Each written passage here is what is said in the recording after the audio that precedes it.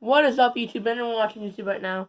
Today, I'm gonna be reading, the Action Bible, in Jesus's, crucifying and rising again. Without further ado, let's get started. Death sentence. Pilate is afraid to make the Jews angry because he does not want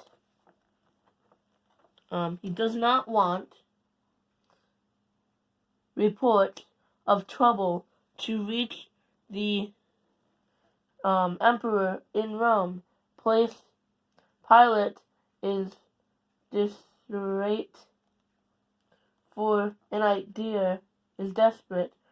idea that will make the Jewish happy and not make him responsible for what happens to Jesus. It is the custom to release a prisoner to you during your Passover feast. Shall I free Jesus or Barabbas the murder? Barabbas. Release Barabbas. Crucify Jesus. Here, crucify Jesus.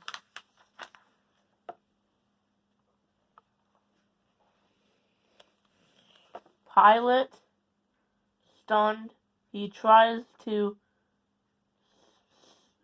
satisfy the crowd with a lesser punishment. Whip him.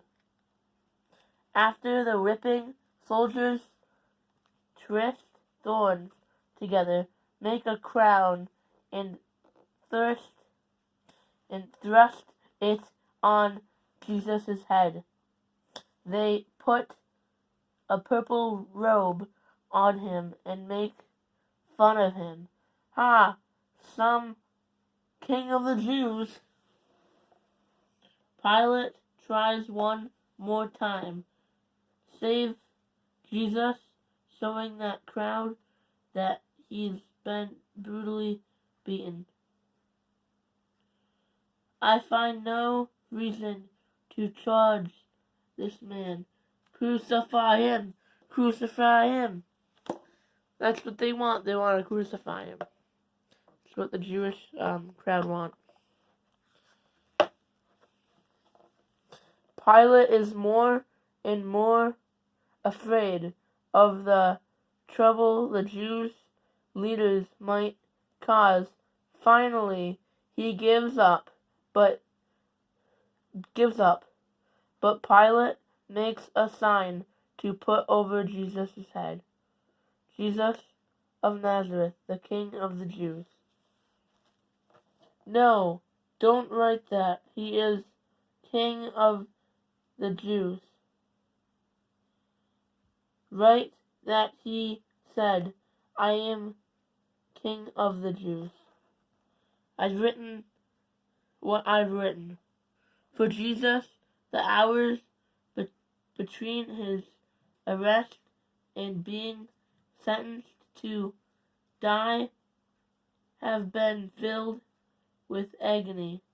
Sometime during those dark hours, the traitor Judas is filled with regret. He rushes to the chief priest.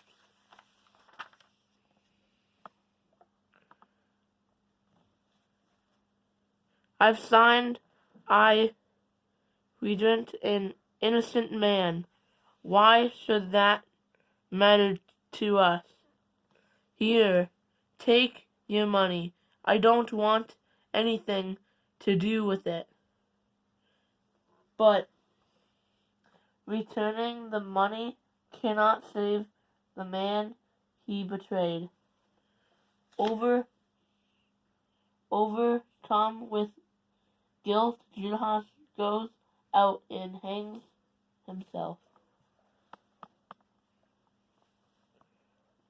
Crucified. For days, excited, Jesus from all over Palestine had crowded into Jerusalem for the Passover feast, but on Friday morning, the city is greeted with startling news. Jesus of Nazareth is going to be crucified for treason.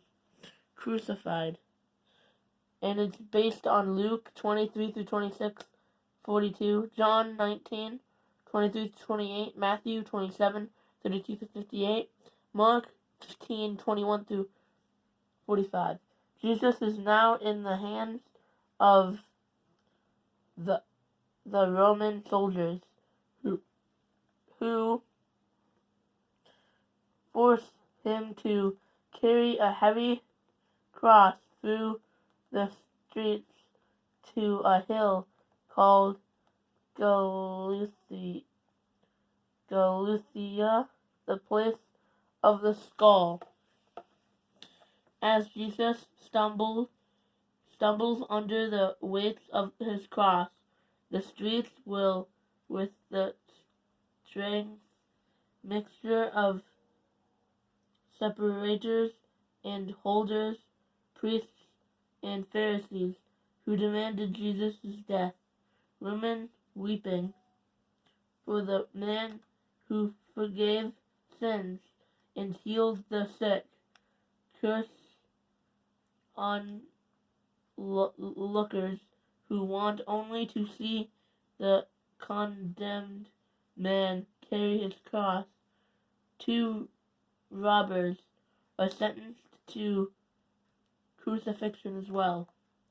On the way, Jesus falls under the weight of the heavy cross to keep the ugly procession moving.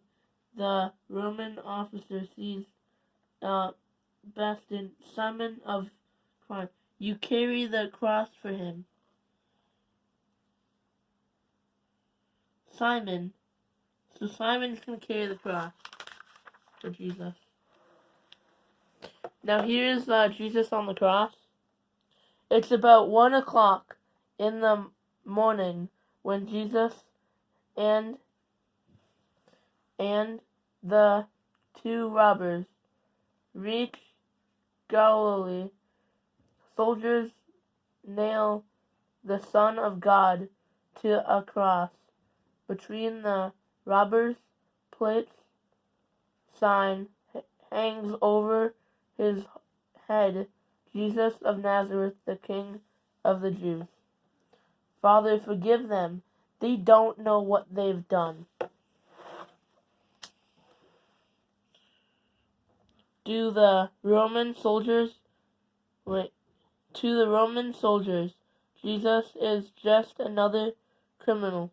They notice that Jesus has nice robes. This robe is seamless. How should we divide it? It's too good to tear into pieces. Let's gamble for it. As Jesus' friends stand watching him suffer, curious crowds pass by. Come who want him to die, taunt him. If you're the King of the Jews, come down from the cross, then we'll believe you. Then one of the robbers crucified with Jesus hurls insults into him.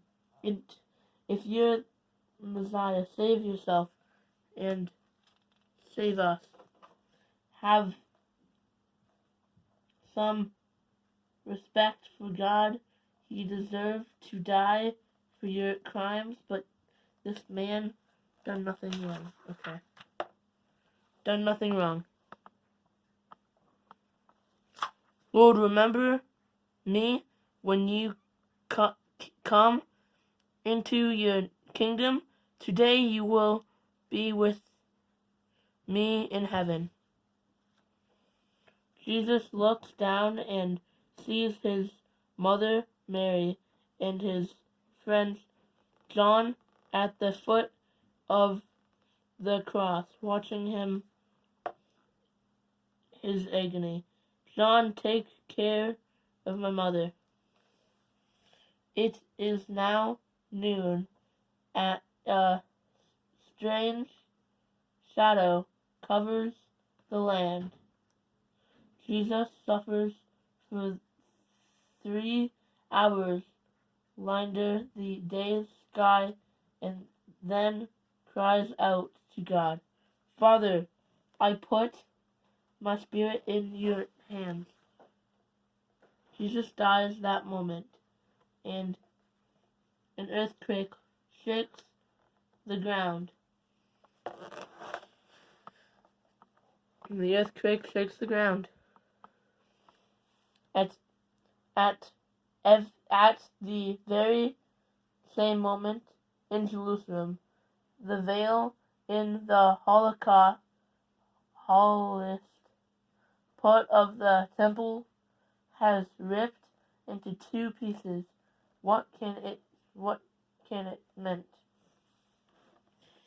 On a hill called Calvary, the Son of God gave his life for the sins of the world. The veil in the temple no longer separates us from the presence of God. Jesus the Son opened the way to God the Father.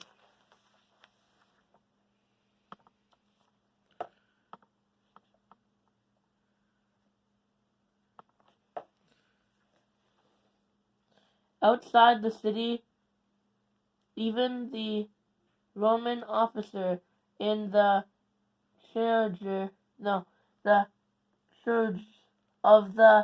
execution is awed by what happened. Reverently he looks up at the man who forgave his enemies. Truly, this man is God's Son. A soldier stabs Jesus with a spear to make sure he's dead. The witnesses are filled with grief. They slowly go back to Jerusalem. They're now lost all hope that Jesus was the promised Savior who would deliver them from the Romans. In Jerusalem, Joseph of Arimathea, a secret believer in Jesus, goes to Pilate. May have the body of Jesus so that we may bury it before the Sabbath?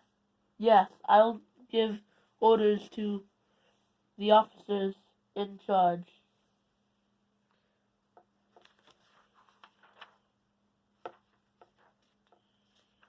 And then I'm going to read The Sealed Tomb. Based on Matthew 27:59 Matthew 27:59 through 28. Yeah, okay. And then,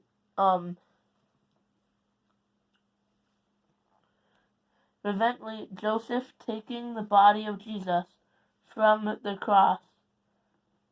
Nicodemus helps Joseph wrap the body in lined cloth and place it in Joseph's garden tomb. The next day, the chief priests and Pharisees go to Pilate. Jesus said that after 3 days he would raise from the dead. Give the order for your soldiers to seal the tomb. We don't want Jesus' disciples to steal his body and to claim that Jesus rose from the dead.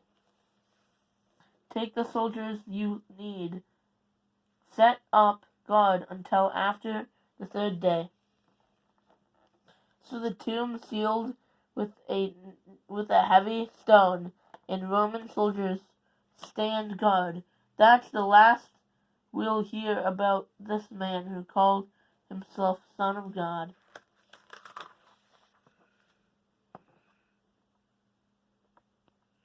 But before the sun can rise on Sunday morning, the earth suddenly shudders voluntarily. An angel of the Lord rolls the heavy stone aside.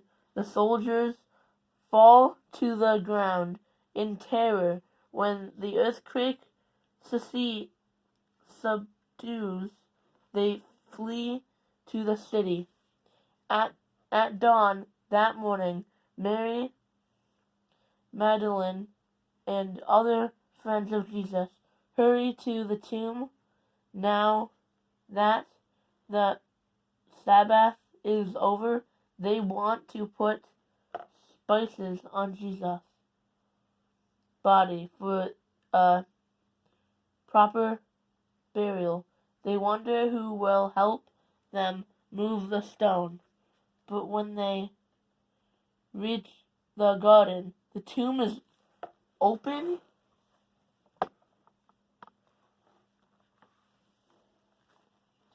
Mary runs back to Jerusalem to tell Peter and John that someone has stolen Jesus' body, and the other women go in the tomb and find an angel seated there.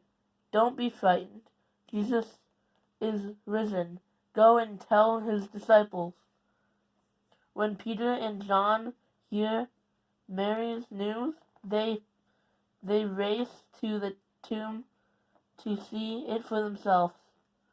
Only his burial clothes are here? What does that mean? He rose from the dead. He said he wouldn't, but he rose from the dead. He said he would, but we didn't believe him. By the time Mary returns to the garden, the others have gone the stands outside the tomb crying. Someone speaks to her. Why are you crying? If you have taken Jesus' body, please tell me where it is, where you put it.